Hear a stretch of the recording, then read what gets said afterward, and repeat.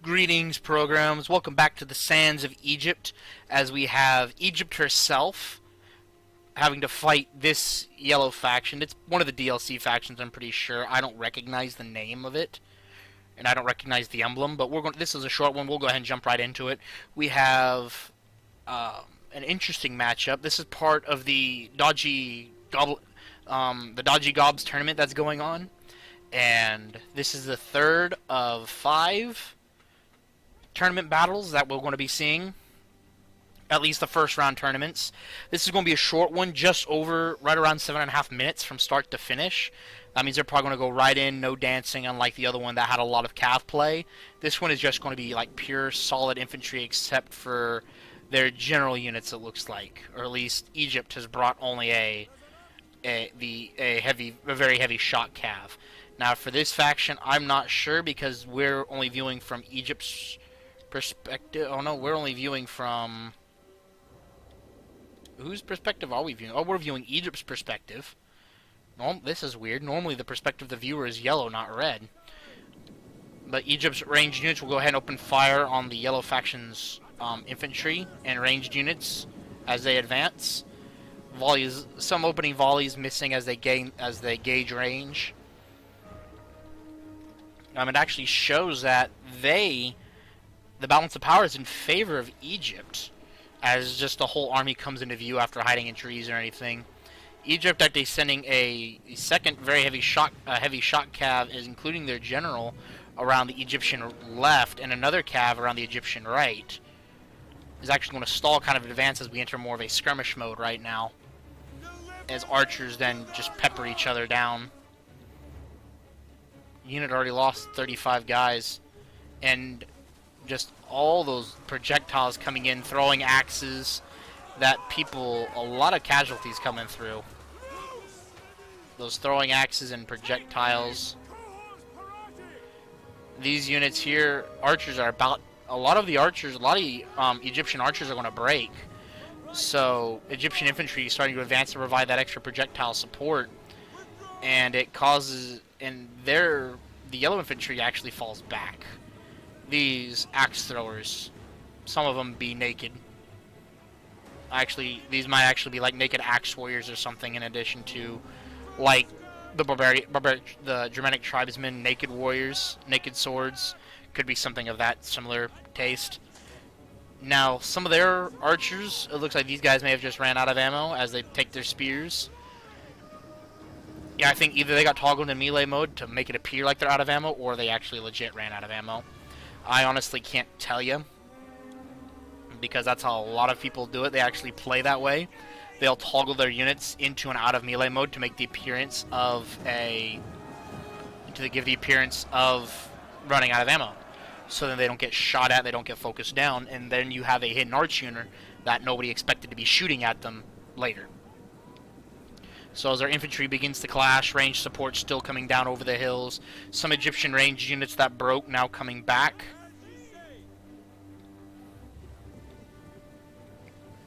As these guys are going to get point blank to be throwing projectiles. These must be like Galatian swords or some kind of equivalent. Galatian legionaries, maybe. I mean, Gabierna Legionaria. That's probably Galatian legionary of some kind. Galatian swords.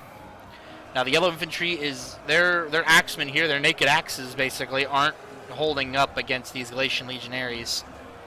And we're going to see how, and lots of arrow fire coming down on these Galatian legionaries. And so the cav game, Egypt's cav general actually taking a beating against these Wilpizwopo,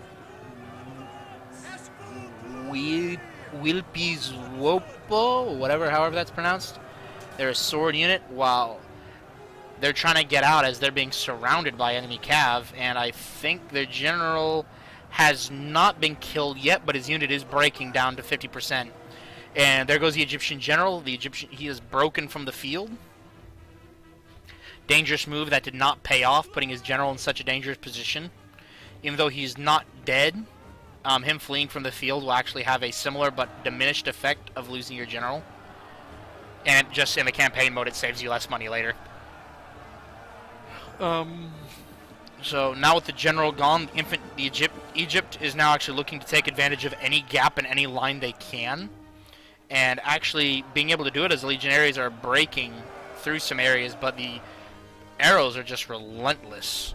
It looks like their very heavy shot cav was caught by a medium shot cav, and now some spears are coming to kind of take care of them, or to a fight to engage them here. As the archers that everyone thought was broken came back, the Galatian legionaries are going to fall and get butchered by those arrows as they come down. And alrighty, guys, beg your pardon.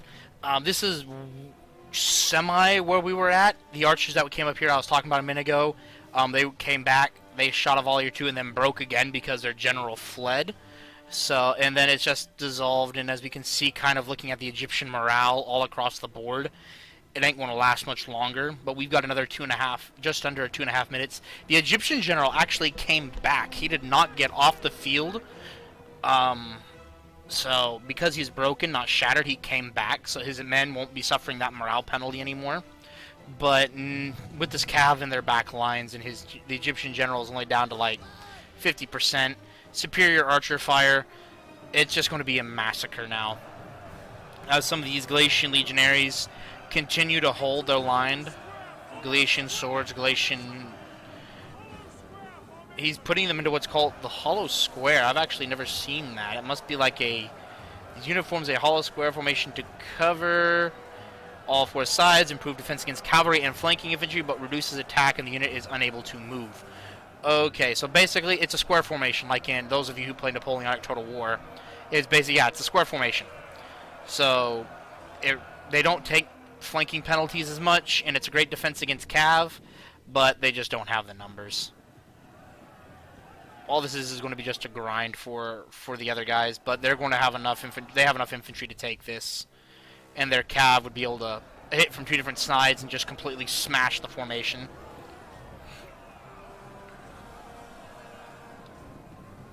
And it's actually because these guys are only like 2 lines deep, with the squad captain in the center and a couple of bodyguards. It's not going to be long before their formation completely crumbles.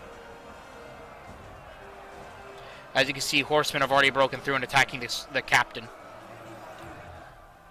And because over here is just going to be like it's nasty over here. We're gonna watch this where it's at least semi-clean. It's just straight up them fighting surrounded, and the side the cavalry charged in on is the broken flank. That side of theirs is completely shattered. Basically, it's all melee, while everywhere else still has a semi-line that they're fighting to protect. And as more infantry rush in, they give up, and they collapse under the weight. Over here, they're collapsing under the weight, and ladies and gentlemen, that will be that. Victory has eluded your grasp, then he triumphs but by a little. Not really. And so, unfortunately, this was Pope John Paul who was playing. He's another YouTuber. He's actually a pretty good guy, but he lost to Davzia. Is that how I pronounce your name? If I butchered it, I'm sorry, man. But he collapsed to Davzia. I wouldn't say collapsed, but he did what he could. His biggest mistake was probably, unfortunately, by unawares and through innocence, walked his general into that ambush by cav and just got completely butchered. That would be his only mistake. I could see that, and not bringing a whole lot of guys. I mean, these probably Galatian legionaries and Galatian swords, they can't be cheap. So I think I probably would have opted for 2 or 3 less of them. Get like 3 of them, and either get a couple more Galatian swords or some more other regular infantry. Because if you get 2 Galatian swords for a Galatian legionary, you drop those 2 units, you gain 2 back, and then 2 more with Galatian swords, and that would put you at only a 4-unit disadvantage. That only put you at about a 8 to 1,200 man difference, which you were already at a 2,000 man difference anyway. If you got those extra, if you were able to get those extra 400 guys, it'd only be a 1,000 man difference, give or take, rather than almost 1,200 or more. But anyway, thank you guys so much for watching. I appreciate it. Go give Pope John Paul's channel a look. Go give the Dodgy Gobs a look. And then, as always, please don't forget the like and subscribe button and up notifications so you can see when a video drops. I'm trying to get into a schedule, but my life's kind of topsy-turvy at the moment between trying to find a new job and moving everything.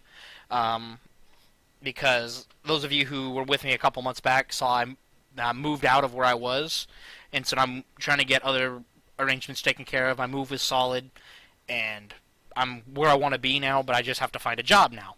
And unfortunately, I don't have enough subscribers for YouTube to pay me yet. So please hit the like and subscribe button if you know anyone who likes this kind of content. Please reference them to me and let them judge for themselves, and hopefully we can try and get a bunch of subscribers, a bunch of more subscribers. Again, I'm the Master Control. Thanks again so much for watching, guys. End of line.